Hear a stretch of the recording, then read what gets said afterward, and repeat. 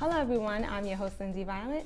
An extraordinary technique using 3D printing is changing lives quickly and affordably at Jacobi Hospital in the Morris Park section of the Bronx, thanks to doctors like plastic surgeon and burn fellow Dr. Cesar Calasante. Here to discuss this new and effective technique, please welcome Dr. Cesar Calasante. Welcome. Thank you for having me over. It's a pleasure to be here and sharing our work with your audience. Oh, thank you. So can you give us a little background on yourself and tell us why you decided to become a doctor? Of course. I come from Venezuela, and that's where I went to medical school. Before coming here to Jacobi, I was a general surgery resident at Yale in New Haven. And in regards to my career, there's multiple factors in why I decided to take on this profession.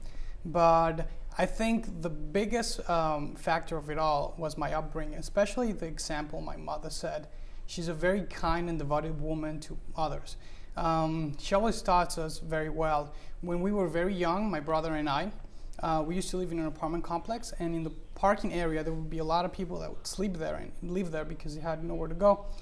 Every morning, my mom would make tea and cookies and sandwiches and have us go down there and give them breakfast before we went to school. Yes, nice. It can be a little intimidating when you're that young, but it teaches you to not look the other way and see the person inside and see beyond the external appearance.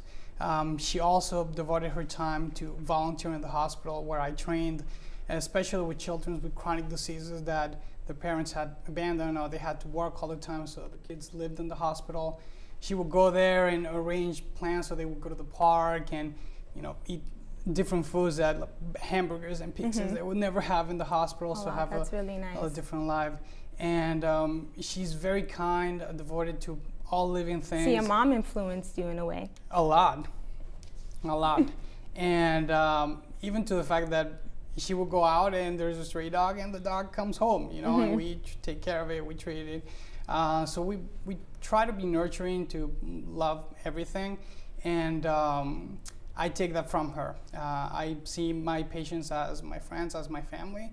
And it makes it a lot easier in a stressful environment and long working hours when you're working as a physician. Either people you're caring for or people you care about. That's good. So can you tell us about your new innovative technique to use 3D printing? 3D printing has been around for a while. It is now becoming more popular and it's less expensive. So it's definitely becoming more popular, as I said.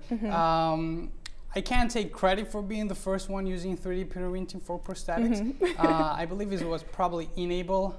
I have to give them credit. There's a big company, nonprofit, that makes excellent designs, body power prosthetics. Okay. And as the Greek philosopher Plato said, necessity is the mother of invention. We needed prosthetics either for children that they outgrow their prosthetics very quickly. So you can't make a new one every 6 months.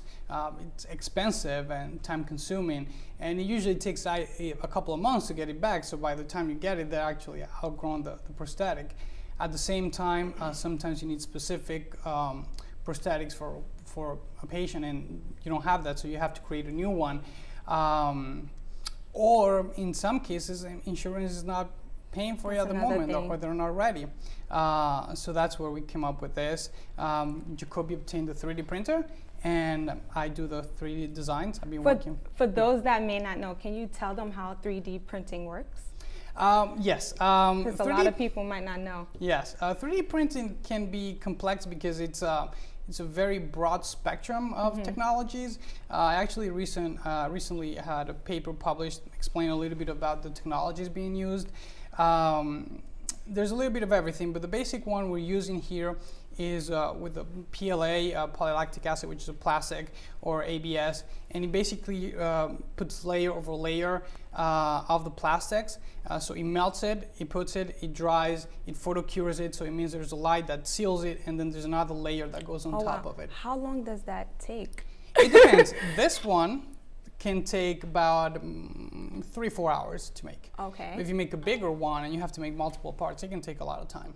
It also depends on the machine. Oh, okay. So this is a prosthetic right here, right? Yes, Okay. this is very interesting. This is actually a robotic arm that we're making. It's for a boy that has no elbows and obviously nothing below, so just the upper arms. And this is a part that's 3D printed. We're using sort of a pre-made robotic arm that you can actually buy most of the parts on Amazon, and we modified some of the things, and we're using this to connect it to the upper arm so that he'll be able to grab food and feed himself, which is the main concern right now, that he can't feed himself. That's awesome. That's really good. Can you tell us about the girl that you helped, one of the girls that you helped? Yeah, that was very emotional. I actually cried a little bit, which I'm ashamed of saying it. Why are you ashamed? It's a good thing that you did. Yeah, it was beautiful. She came in with this oversized sweater, hiding her hand. She could barely just between her, she only had the thumb, so she could only pinch between her thumb and the palm of the hand a piece of paper or a folder. And she decided which color she wanted, so she liked the color. It was actually matched the sweater that she had. She put the hand on, and we're thinking, oh, she's gonna need therapy, she's gonna need to learn how to use it. She turns around and grabs a bottle of water right off the counter. Away. And she's like, oh, look. So that was very emotional. That was very good. That was really nice. So is there anything in the future that you feel like that you might go further with prosthetics? Yes. So there's a lot of things going on with 3D printing and prosthetics, and also bioprosthetics. Although 3D printing organs is something that everyone's really excited about, and I think it's going to be very, very important. I'm really excited about bionics, which is a combination of robotics into a human being. My philosophy is not trying to make someone look like you want them to look. So let's say they don't have a hand and you want them to have a hand. It might not be functional, but it looks like a hand and everyone's happy because it looks like a hand. I want them to be empowered and be able to do what they want. So if you're a painter, let's do something for you that allows you to paint.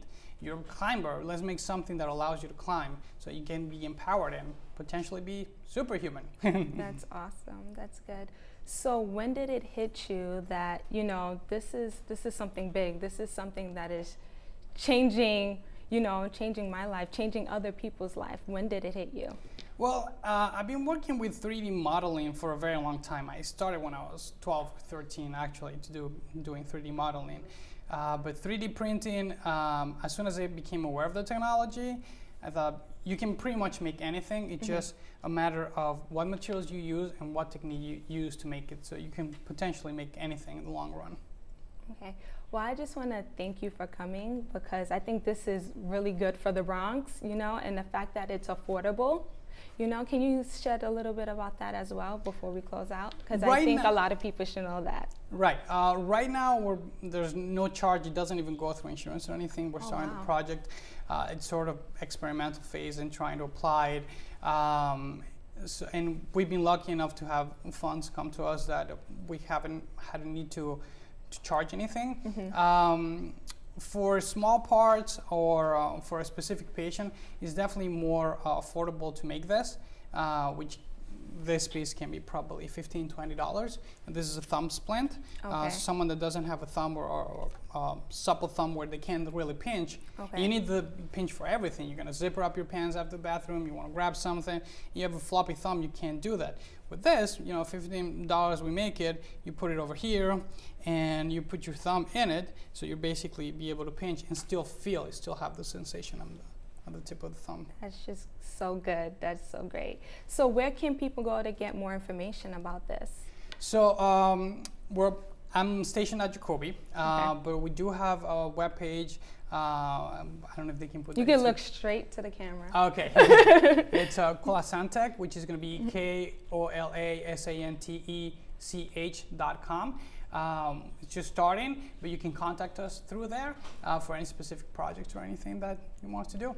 Well, again, thank you so much for coming and talking about this. Like I said, this is very big for the Bronx. So thank you again for coming. Thank you very much for inviting me.